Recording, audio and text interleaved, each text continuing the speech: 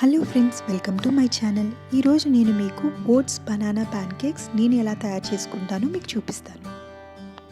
ఈ oats banana pancakes చాలా quick and easy recipe అండి. అంతేకాకుండా ఇది ఒక మంచి వెయిట్ లాస్ బ్రేక్ఫాస్ట్ కూడా.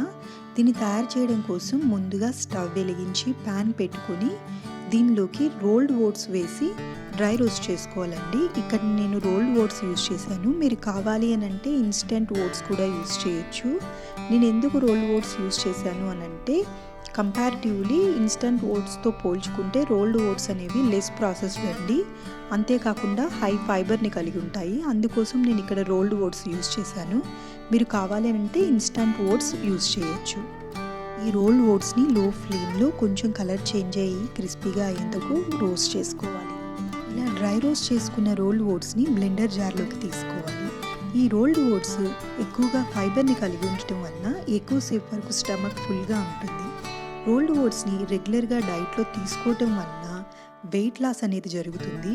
అంతేకాకుండా రోల్డ్ ఓట్స్ బ్లడ్ షుగర్ లెవెల్స్ని కూడా కంట్రోల్ చేస్తాయి, కొలెస్ట్రాల్ని తగ్గిస్తాయి. ఇప్పుడు బనానాని పీల్ చేసి కట్ చేసుకోవాలి.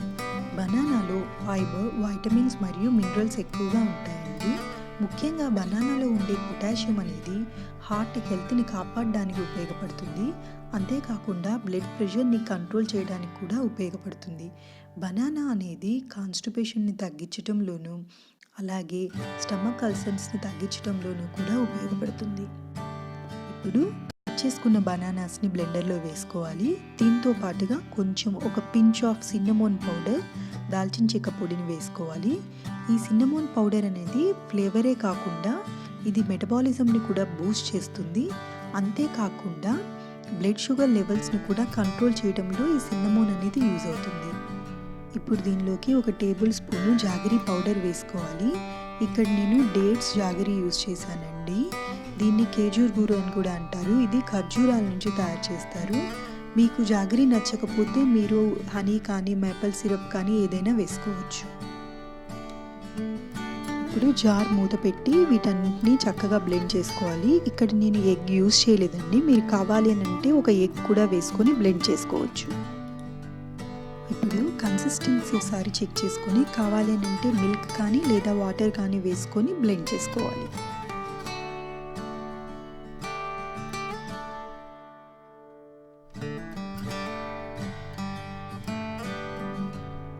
ఇప్పుడు స్టవ్ వెలిగించి ప్యాన్ పెట్టుకొని ప్యాన్ కొంచెం హీట్ అయిన తర్వాత కొంచెం గీ వేసుకొని ప్యాన్ని గ్రీస్ చేసుకోవాలండి. ఇక్కడ నేను గీ యూజ్ చేశాను. మీరు కావాలి అని అంటే బటర్ కూడా యూజ్ చేసుకోవచ్చు. ఇప్పుడు మనం ఇంతకుముందు పేస్ట్ చేసుకున్న బనానా ఓట్స్ బ్యాటర్ని వేసుకొని లో ఫ్లేమ్లో కుక్ చేసుకోవాలి.